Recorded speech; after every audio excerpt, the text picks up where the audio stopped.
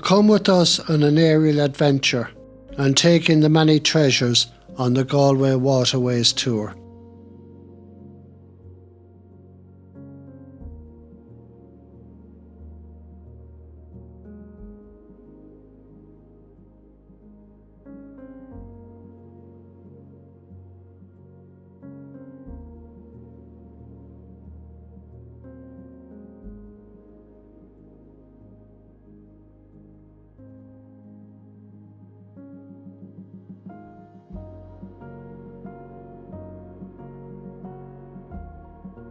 There is evidence of human activity and possible settlement along the banks of the River Corrib as far back as 2500 BC. Stone axes and flint flakes from the Neolithic period have been found during recent excavations. When the Vikings attacked the settlement in 835 AD, the settlement was called Baile na Shruthain, the town of the streams. When the first fortification was built in 1124, the settlement was called Dún Bun na Gaillimhe, the fortification of the mouth of the Galway River. The location of this settlement was very important as it controlled the crossing at the point where the river and the sea met.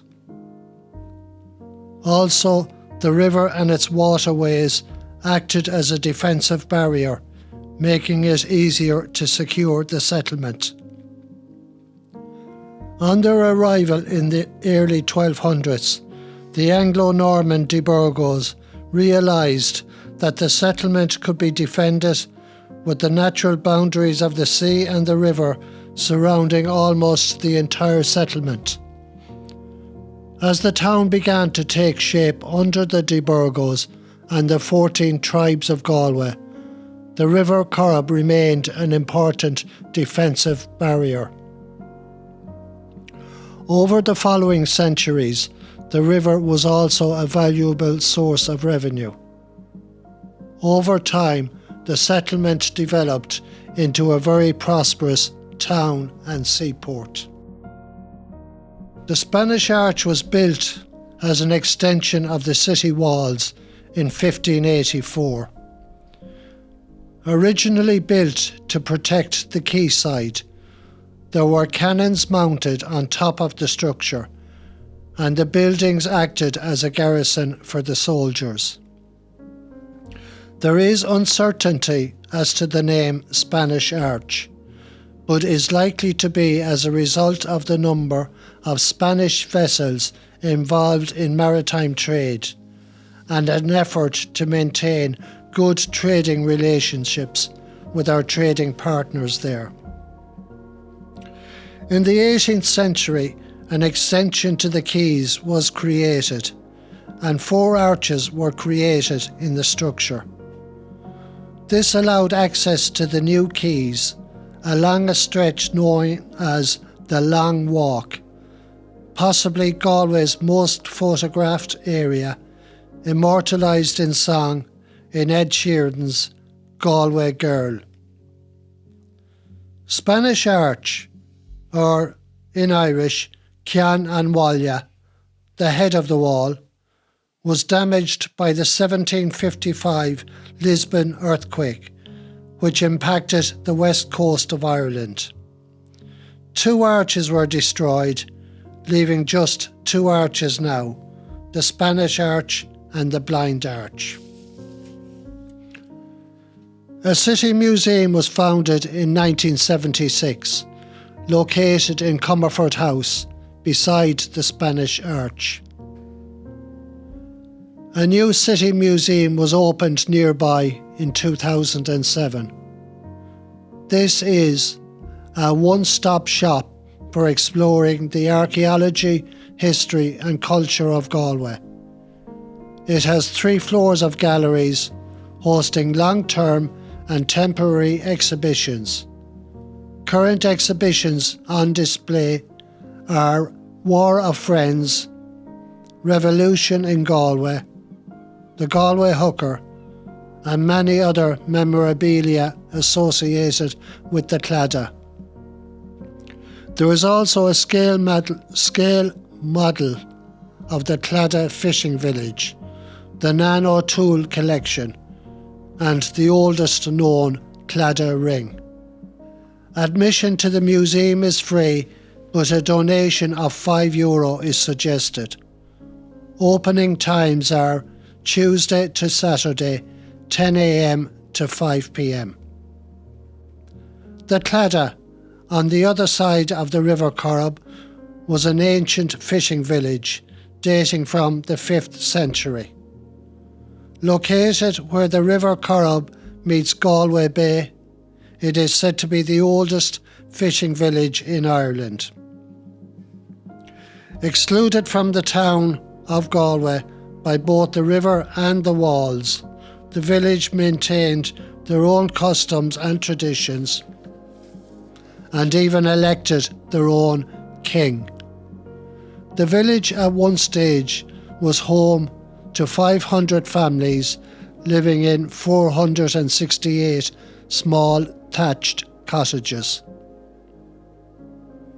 This untouched traditional community was a world apart from the nearby town of Galway, but has left us with some of the most iconic symbols of Ireland in the Galway hooker and the Claddagh ring. Here in the fish market is where the women of the Claddagh sold their fish. When the men landed the catch, the women took over, doing the selling and looking after all the finances. Nearby is a monument to mark the occasion of the visit of Christopher Columbus to Galway in 1477. He spent time in prayer at St. Nicholas's Church and possibly visited St. Brendan's Well near the Hall of the Red Earl to seek favour for his upcoming voyage. He may have been in search of information about St. Brendan the Navigator's legendary voyage across the Atlantic in the 6th century. In 1852, Thomas and Edmund Ashworth purchased the Galway Fishery, the stretch of river from Lough Corrib to Galway Bay. They were keen to invest in and improve the fishery, and they initiated a major building and improvement programme. One such building, the Fishery watchtower, is truly unique in that it is the only building of its kind in Ireland. Originally built as a draft netting station, it served as a lookout for many years for fishery personnel to monitor fish stocks in the river and to keep an even closer eye on illegal fishing. Poaching had been, and continued to be, the prevailing form of fishing. The Ashworths expanded the fishery into a commercial fishing enterprise, introducing fish hatcheries, weirs, traps, and other forms of specialised fishing methods. The Eglinton Canal was designed to allow the movement of goods by connecting Lough Corrib to the sea at Galway Bay. Access from Lough Corrib to the sea is not possible by the River Corrib because of the weirs, so the Eglinton Canal opened up Lough Corrib and its hinterland to communication and commerce. Opened in 1852 by the Lord Lieutenant of Ireland, Lord Eglinton, the canal project incorporated 2 lock gates, 5 swivel bridges, and the large mooring area known as the Claddagh Basin. The ascent from this basin to the level of the lake is accomplished by the Parkavira Lock with a lift of 14 feet. As well as providing much needed employment during the famine years, the canal also helped to provide a more reliable flow of water to the 30 mills located along the banks of adjoining rivers. Although the canal was initially a success, the advent of road and rail travel led to its demise. By 1915, there was almost no commercial traffic on the canal. In 1954, the last boat, the Amo II, came down the canal. The 5 swivel bridges were found to be in a dangerous state, and so were replaced with fixed bridges, thus closing the canal as a navigation channel. The first lockkeeper was John Keogh, who resided in the stone house built at Ballsbridge, the bridge at Dominic Street. He was responsible for operating the gates at the 2 locks and for collecting the tolls. For this, he was rewarded with an annual salary of £45, 12 shillings and 6 pence. The River Corrib and the Eglinton Canal were both used to power the many mills erected along their banks. Although elsewhere was experiencing a period of decline, the water-powered industrial revolution in Galway helped to maintain economic stability throughout an otherwise bleak period. Water was the driving force for almost 40 mills in and around the town. Breweries, distilleries, flour mills, oat mills, malt mills, tuck mills, sawmills, a paper mill and a bleach mill. The River Corrib and the Eglinton Canal were both used to power the many mills erected along their banks. It being noted by a visitor to the city that the mighty volume of water would turn all the mills in Manchester. St. Clair's River forms a boundary for the convent of the Poor Clare Sisters. The first Galway house for the Poor Clares was founded in 1642. In 1649, they were granted permission by Galway Corporation to build a convent with a garden and orchard attached on Ullán Altana, today known as Nuns Island. The order experienced great upheaval in the 17th century, having been forced into exile during the religious persecution of the Cromwellian War in 1651 to 1652 and the Williamite Jacobite Wars of 1691. Many of the nuns departed for the continent, but a small number remained living clandestinely in the town of Galway. Somehow they survived, and in 1825, as a community of 15, they returned to Nuns Island, where they have been ever since. Their presence today, bound by vows of poverty, chastity and obedience, is testament to the tenacity and perseverance of their 17th century predecessors. They are very much a part of Galway. There exists a strong mutual bond between the nuns and all Galway people. The Galway Cathedral, dedicated to Our Lady assumed into heaven and St. Nicholas, was completed on the former site of the city and county jails in 1965, and as such is one of the last great stone cathedrals to be built in Europe.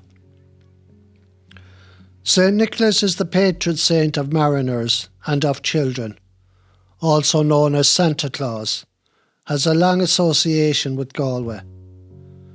St. Nicholas's chapel within the cathedral is home to a stone picture frame depicting carved figures of Our Lady and the Blessed Trinity. These 17th century carvings were originally in our first parish church, now St. Nicholas's Collegiate Church, before being moved to our next parish church, which later became our pro-cathedral, before ending up here in the new cathedral. These figures have watched over Galway's faithful since the 17th century. Construction of the cathedral began in 1958, with the style drawing influence from Renaissance, Romanesque and Celtic traditions. Constructed of Galway limestone, sourced locally, the floor is of beautiful Connemara marble and the seats are of African mahogany. Our town jail opened in 1810 and the county jail opened the following year. The two prisons merged around 1870. Among the jail's most famous inmates were British poet and anti-imperialist Wilfrid Scowen Blunt, an aristocrat who organised protests against evictions, and Irish nationalist and land agitator William Smith O'Brien, who wrote the novel When We Were Boys while incarcerated here. Another inmate, though innocent, was hanged for the Mamtrasna murders. Wheelra Shoigia was wrongly convicted and hanged for a crime he did not commit. The case has been considered one of the greatest miscarriages of justice in British legal history. In 2018, President Michael D. Higgins issued a pardon for his wrongful conviction for murder in 1882. This is the first time a presidential pardon has been granted for a conviction that was handed down before the foundation of the Irish state. The Salmon Weir Bridge is one of the most iconic and historic landmarks in Galway City. It offers a stunning view of the River Corrib and is a popular spot for watching salmon go upstream to spawn. Opened in 1819, it was originally known as the Jail Bridge. Its original purpose was to connect the courthouses with the jails, lying on opposite sides of the river. The famous 1651 pictorial map of Galway shows a large rock near the western bank of the river, near where the Weir House now stands. The description of the rock in Latin translates as the rock where the woman Galway is said to have drowned. Galway was the daughter of Brazil, the king of the Firbolg, who once ruled Ireland. Brazil set up a settlement on the banks of the river to mourn her loss. In time, the river became known as Abhainn na Gaillimhe. This ancient and still legal name was anglicised to the River of Galway. In time, the River of Galway gave its name to the city, then to the county, and then to Galway Bay.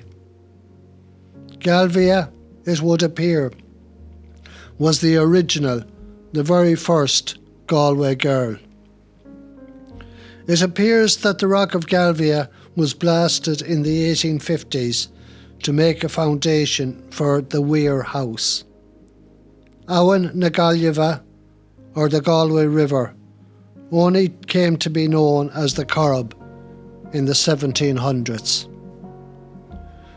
The Weir House was the residence of Colonel Cross, the last owner of the Galway Fishery. In 1922, the fishery was passed on to Colonel Cross, who in 1954 sold it to John and Douglas Barber, prosperous fish merchants of Billingsgate, London. In 1978, the fishery was purchased from the Barbers by the Irish state. When the Ashworth brothers purchased the Galway fishery in 1852, as well as the fishery watchtower, they also built the fishery cottage and the ice house. Access was also enabled to the weir which had been a fishing point since the Middle Ages.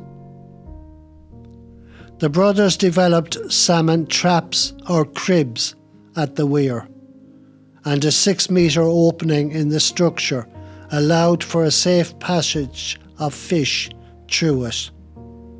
This became known as the King's Gap or Queen's Gap, depending on whom was seated on the throne of England.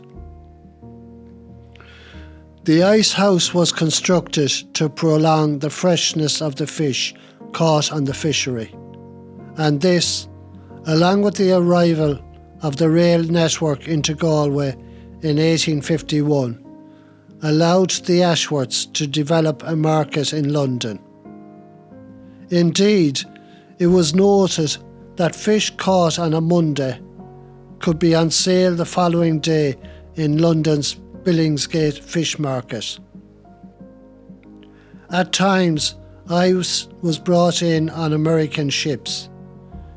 It is believed ships arrived here with ice from New Hampshire. It was then put into the vaulted rooms of the ice house. The Persis Distillery building is testament to a thriving distilling industry which Galway hosted in the 19th century. Owned by the Perse family, the distillery relocated from its original home close to the present university campus in the 1840s. They also constructed a waterway from the former location, which rejoins the Corrib just upstream from the distillery.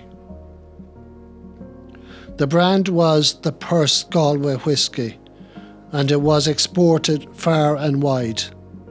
It was the favourite beverage in the House of Commons.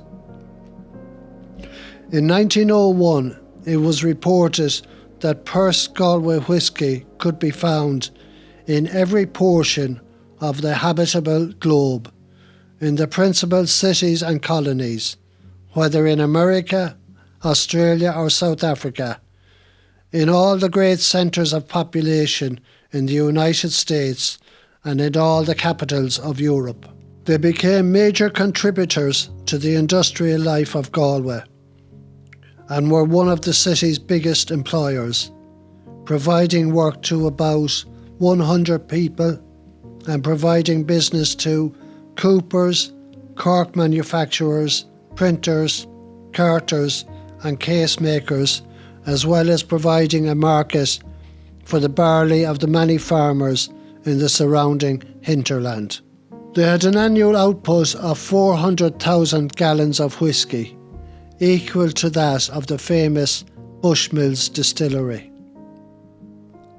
The influx of cheaper whiskies into the international market meant that the Perse distillery was forced to close its doors in 1910 after nearly 100 years of operation.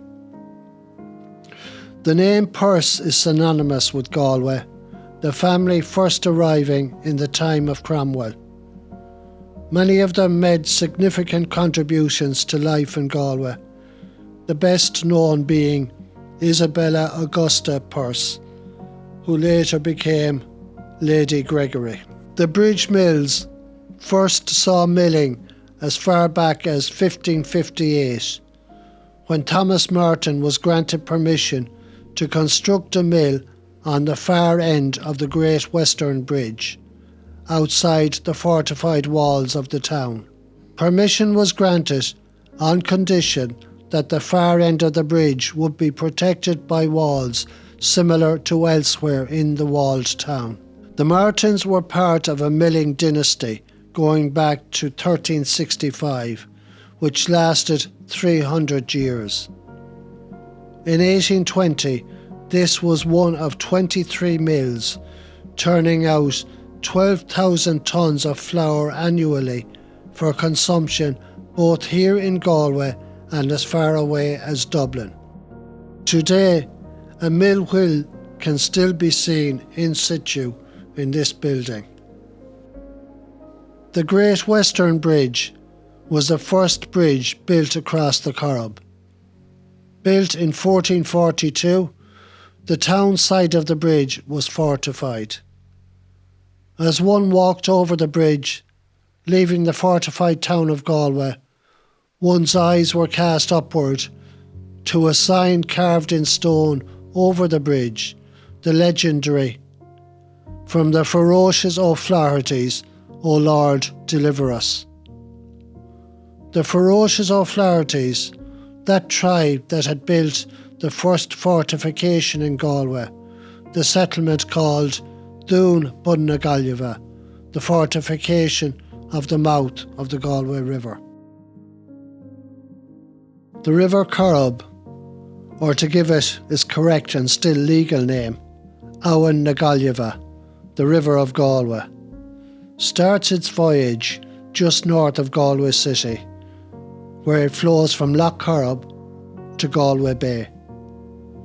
From Lough Corrib, the river meanders along its 6-kilometre journey, picking up speed as it enters the city on its way to empty into the mighty Atlantic Ocean.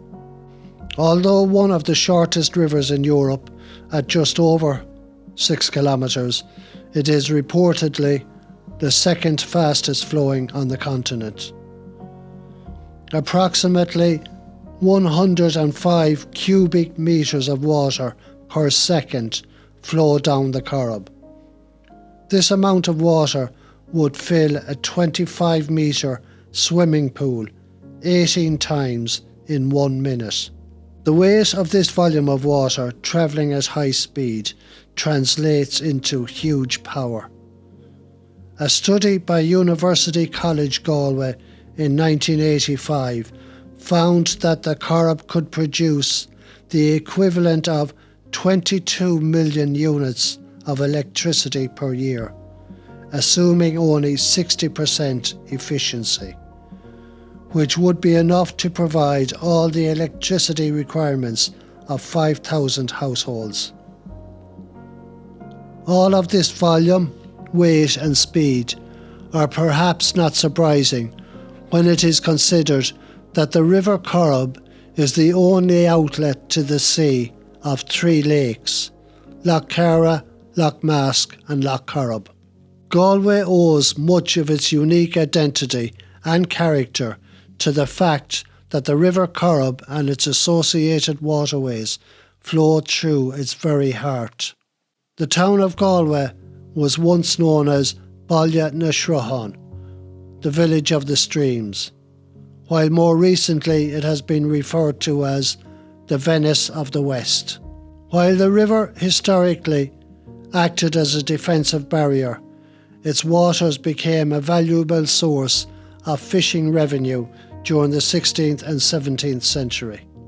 By the 19th century, the river and canals were being utilised to power the many mills during Galway's Industrial Revolution. Nowadays, more leisurely pursuits can be undertaken. Galway has a proud rowing tradition associated with the Corrib. Pleasure cruises up to the lake can be taken today, just as they were over 100 years ago. While anglers from all over the world are still drawn to the excellent fishing that the river offers. Today, the natural, historic and social features of the River Corrib still manage to charm both residents and visitors. A walk along the riverbank and its more secluded waterways is the ideal retreat from the hum of the modern city and is an ideal opportunity to view the flora and fauna which make the Corrib their home.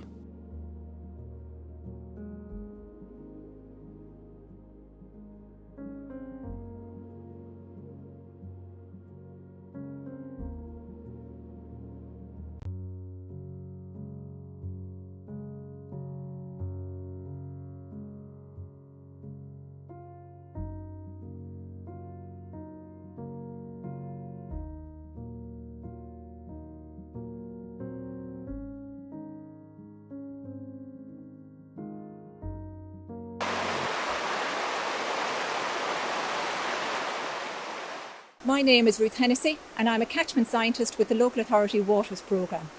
Water is all around us here in Ireland. Every part of our landscape is connected by the rain that falls on it and the rivers that flow through it. And if you look at our landscape, that includes our mountain tops, our hillsides, as well as the agricultural lands, woodlands, our towns and even our back gardens. They're all connected by the rivers that flow through them. You'd expect to see an abundance of life, including the macroinvertebrates, the insects, the insect larvae, beetles, snails and worms. Then in the pools and the currents of the river, we find fish, including small little fish like the stickleback and the larger fish like salmon and trout.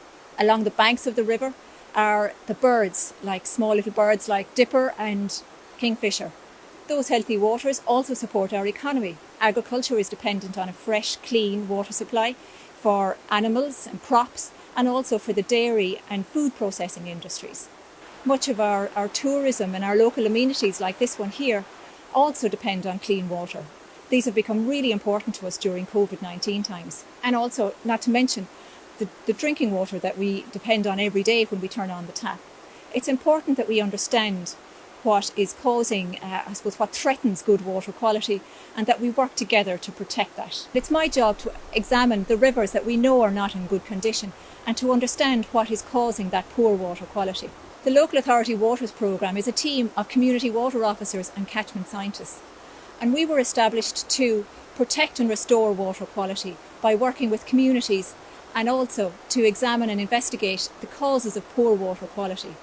One of our key partners in all of this is the agricultural community, including Teagasc and the dairy co-ops. So if you'd like to find out more about the work that we're doing, please see our website, watersandcommunities.ie, and the EPA website, catchments.ie, for more information.